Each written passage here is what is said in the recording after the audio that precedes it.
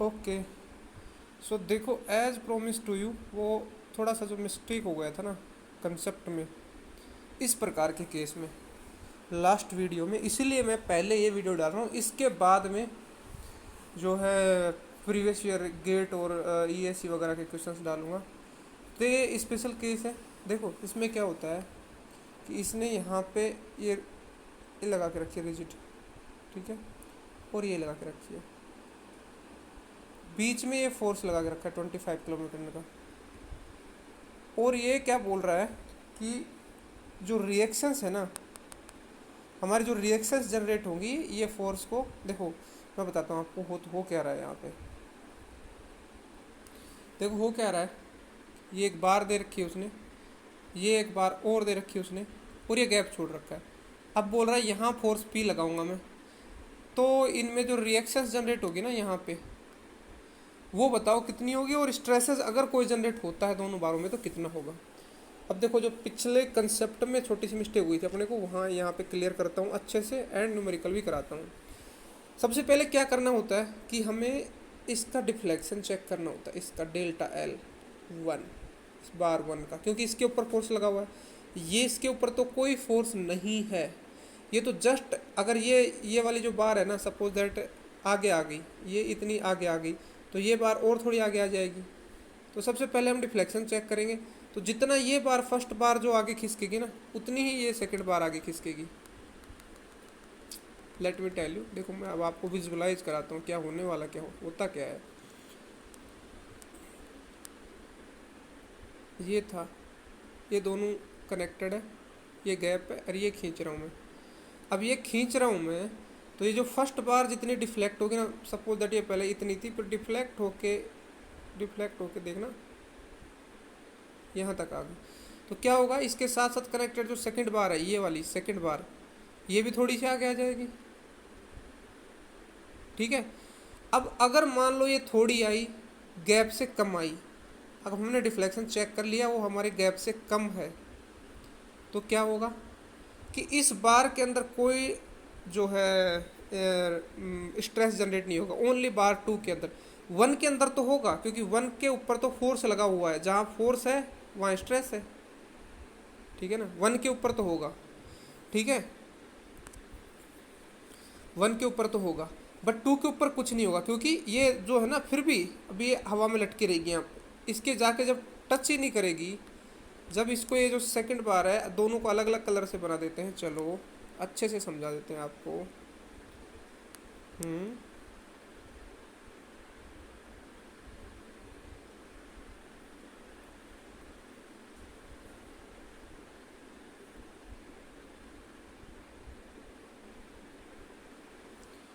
अब एक मिनट रुकिए, अभी इसका जो डिफ्लेक्शन है वो ब्लैक कलर से कर रहा हूँ मैं, इतना डिफ्लेक्ट हुई, तो ये बार भी आगे आ जाएगी इतनी, ठीक है। अब बताओ क्या ये टच हुई जाके, नहीं हुई ना। अगर ये इसका डिफ्लेक्शन बार वन का ही चेक करें, क्योंकि इसके ऊपर तो कोई फोर्स नहीं हो रहा, तो ये तो जस्ट मूव होगी, आप इसको आगे करो पीछे करो, ये तो मूव होती रहेगी, ठीक है।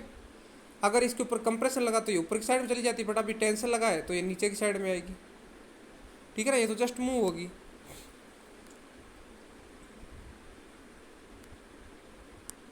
ये तो जस्ट मूव होगी। तो अगर जो ये डिफ्लेक्शन आएगा वो अगर इस गैप से कम है, तो कोई स्ट्रेस इस वाली बार में जनरेट नहीं होगा, ठीक है ना, बट इसमें होगा। इसमें कितना स्ट्रेस होगा, जितना फोर्स लगा है और अपॉन में इसका एरिया, बट इसमें तो कोई फोर्स अभी तक लगा ही नहीं ना, क्योंकि ये तो हवा में, फिर भी हवा में लटक रही है। आप ये समझो इस बात को कि ये गैप अगर बहुत ज़्यादा बड़ा है और फिर आपने इसको ऊपर से खींच रहे हैं, तो ये भी नीचे आती जाएगी। ये नीचे आके जब तक टच नहीं होगी ना नीचे ग्राउंड सरफेस को, जब तक कोई स्ट्रेस जनरेट नहीं होगा नीचे वाली बार में, क्योंकि ये हवा में लटकती रहेगी, ठीक है।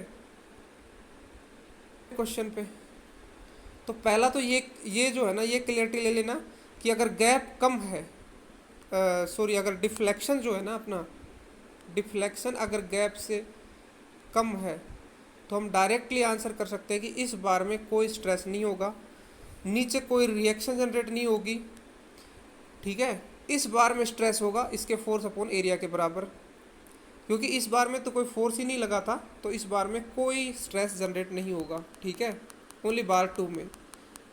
ये तो है। अगर सबसे पहले गैप चेक करो, चेक द डिफ्लेक्शन, ये डिफ्लेक्शन चेक करो एंड उसको गैप के साथ कंपेयर करो। तो हमने सबसे पहले यही किया है, हमने ये चेक किया है, हमने ये चेक किया और हमें मिला कि ये 1.59 आ रहा है और हमारा जो गैप था वो 1.0 था।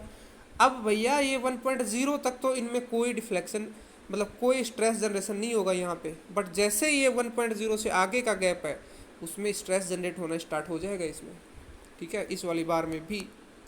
और रिएक्शंस भी जनरेट होगी, क्योंकि अब क्या होगा कि ये बार है ना, ये क्रॉस करके यहाँ से आगे आ चुकी है आपकी, मतलब इमेजिन करो कि ये इतना ज़्यादा इसमें डिफ्लेक्शन हो चुका है कि ये इसको जो गैप था ना, गैप से आगे क्रॉस कर चुकी है, तो ये अपना ग्राउंड इसको ऊपर की तरफ मारेगा, ठीक है ना, समझ रहे हो बात को। तो फर्स्ट स्टेप अपन इसका डिफ्लेक्शन चेक करेंगे, क्योंकि ये वाली बार ही नीचे खिंच रही है, ये वाली बार नीचे खिंच के इतनी आएगी और उसके साथ साथ ये दूसरी वाली कनेक्टेड है, वो जस्ट मूव होगी, वो जस्ट मूव होगी।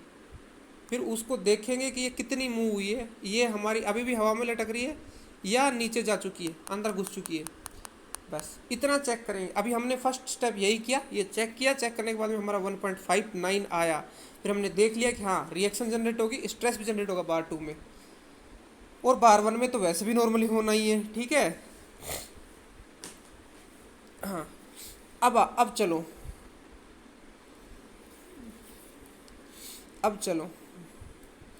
अब क्या करते हैं, हम इनका FBD बना लेते हैं। सबसे पहले तो ये लिख दो, फोर्स का इक्विलिब्रियम लिख दो। क्या कर दो कि जैसे कि जिस डायरेक्शन में फोर्स लगाओ ना, उसके अपोजिट डायरेक्शन में रिएक्शन लगा दो RA, और उसके अपोजिट डायरेक्शन में रिएक्शन लगा दो RB। तो RA और RB का डायरेक्शन देखो आप सेम है एंड फोर्स का उनके अपोजिट है, तो हमने लिख दिया RA plus RB equal to 25। ये फोर्सेस का इक्विलिब्रियम है। देखो कि ये कोई ये है ना, इस पर 25 इस डायरेक्शन में लगा हुआ है, RB ऊपर की डायरेक्शन में लगा हुआ है, RA भी ऊपर की डायरेक्शन में लगा हुआ है, तो इन दोनों का डायरेक्शन सेम है, तो हमने इस तरह लिख दिया, और इसका डायरेक्शन डिफरेंट है तो ऐसे लिख दिया, ठीक है। फोर्सेज का समेशन किया है बस, F इक्वल टू 0 रखा है बस उसको, और कुछ नहीं किया।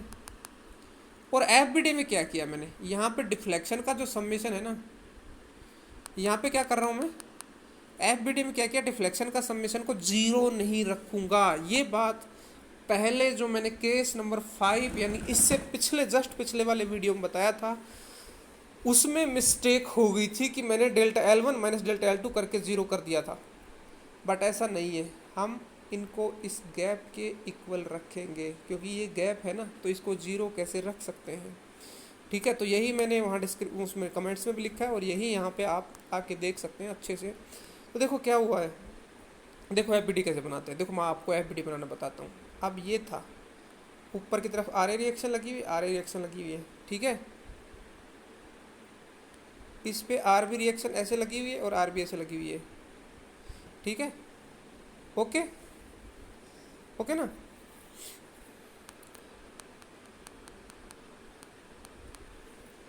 ये इसका RA एंड ये इसका RB, ये दोनों जब ऐसे बैठते हैं तो RA प्लस RB मिलके 25 लेके आता है। अब आप बोलोगे कि प्रिंसिपल ऑफ सुपरपोजिशन से क्यों नहीं गए। अच्छा, आप प्रिंसिपल ऑफ सुपरपोजिशन से भी जा सकते हैं, कोई दिक्कत नहीं। फिर क्या होगा उसमें कि मैं इसको कंप्रेशन मान रहा हूँ ना, इसको टेंशन मान के और इसमें से 25 घटा दूंगा मैं, समझ रहे हो आप। देखो मैं दूसरा तरीका और बताता हूँ इसको। ये तो डायरेक्ट करने का हो गया कि हमें दिख रहा है कि ये RA हो रही है और RA टेंशन में, RB कंप्रेशन में, और डायरेक्टली हमने लिख दिया ये सिर्फ जब ओनली 2 बार्स है तो कर सकते हो आप। ये सिर्फ ओनली 2 बार्स है तो कर सकते हो आप। अगर 3, 4, 5, 6 तो हम हमारा प्रिंसिपल ऑफ सुपरपोजिशन से ही जाएंगे, और डिफ्लेक्शन के लिए डिफ्लेक्शन का समेशन जो भी रहता है वो करेंगे, एंड इसके लिए क्या बोलते हैं, इसके लिए फोर्सेज के लिए भी फोर्सेज का जैसे नॉर्मली सुपरपोजिशन में करते हैं ना, वैसा करेंगे, ठीक है, वैसा करेंगे। बट अभी इसमें क्या है ना, अभी इसमें दिख रहा है एक क्लियरली, 2 जब बार रहती है उनके केस में ऐसा कर सकते हो आप डायरेक्टली। अभी देखो, अगर इसका एक दूसरा मेथड हो रहा है वो मैं बताता हूँ आपको।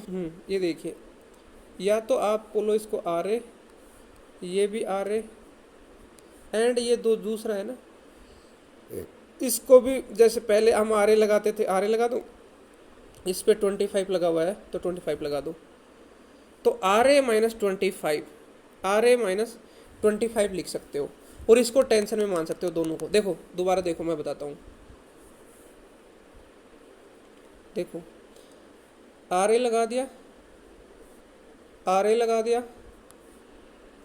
और डायरेक्टली आर बी के बजाय वापस जो आर ए था वो लगा दिया, जैसे हम प्रिंसिपल ऑफ सुपरपोजिशन कर रहे थे। 25 लगा हुआ, 25 लगा दिया, आर ए माइनस 25।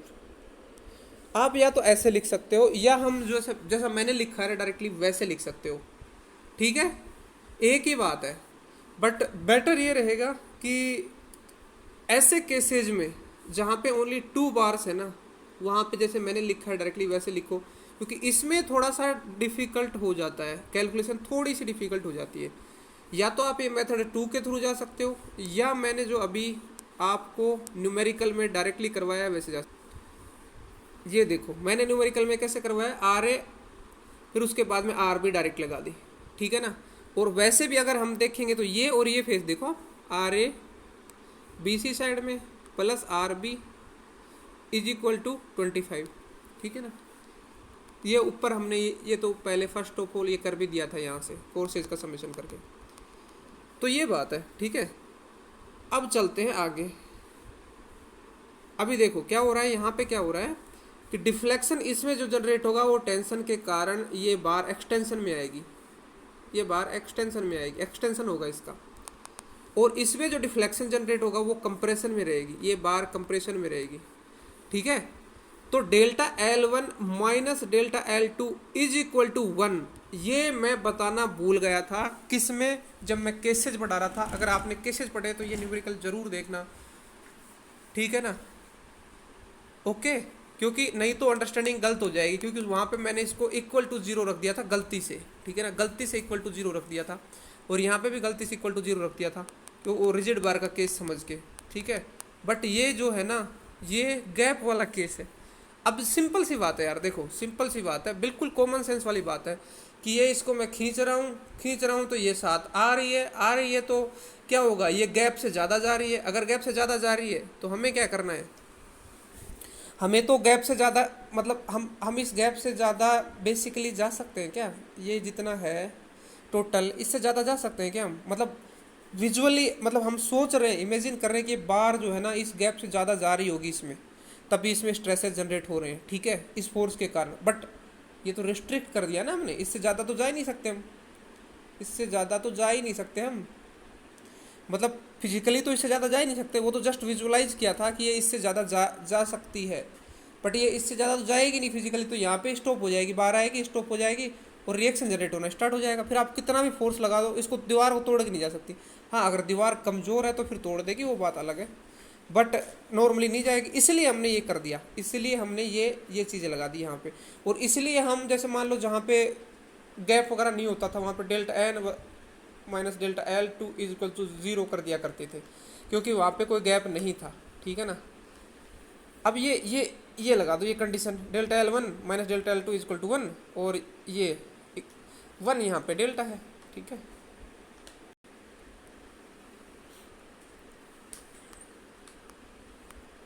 ठीक है,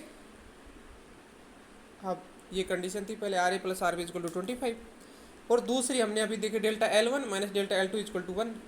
जब आप इन दोनों को सोल्व करोगे, देखो यहाँ पे सोल्व किया हुआ है, जब इन दोनों को सोल्व करोगे तो आर बी आ जाएगा 5.57 और आर ए आ जाएगा 19.53। उसके बाद में तो आप इजीली इनमें स्ट्रेसेस कैलकुलेट कर सकते हो, कोई इशू नहीं है, आर ए और आर बी अपना आ गया। बस बात का ध्यान रखने वाली इतनी सी है कि जब कोई गैप नहीं रहता है और रिजिड रहती है तो डिफ्लेक्शंस का सम 0 होता है, बट अगर गैप है तो डिफ्लेक्शंस का सम इक्वल टू उस गैप के होता है, ठीक है, ओके।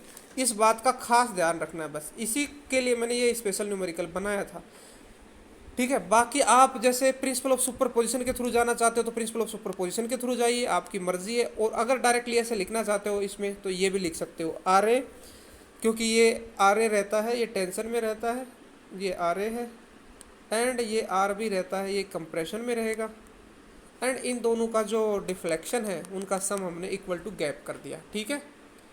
और मैंने आपको प्रिंसिपल ऑफ सुपरपोजिशन के थ्रू भी जाने के लिए बोला था कि इसको आप कैसे जा सकते हैं, और अगर फिर से बताना है तो एक बार फिर से बता देता हूँ। देखो ये रहा आपका प्रिंसिपल ऑफ सुपरपोजिशन। इसमें क्या है कि आर ए लगाया, फिर ये आर ए जैसे लगता था यहाँ पे, इस पे फिर से आर ए लगा दिया, बट यहाँ पे 25 कंप्रेशन में लगा हुआ रहता है इस प्लेन के ऊपर जो कि वहाँ पे रहती है, तो आर ए माइनस 25 हो जाएगा। तो इस बार के लिए आप आर ए ले लो, और इस बार के डिफ्लेक्शन में जब यूज करो फोर्स तो आर ए माइनस 25 कर दो, बट दोनों टेंशन में, बट यहाँ पे दोनों टेंशन में रहता है। तो delta L1 plus delta L2 is equal to, अब आप कैसे रखोगे, अब आप रखोगे कैसे,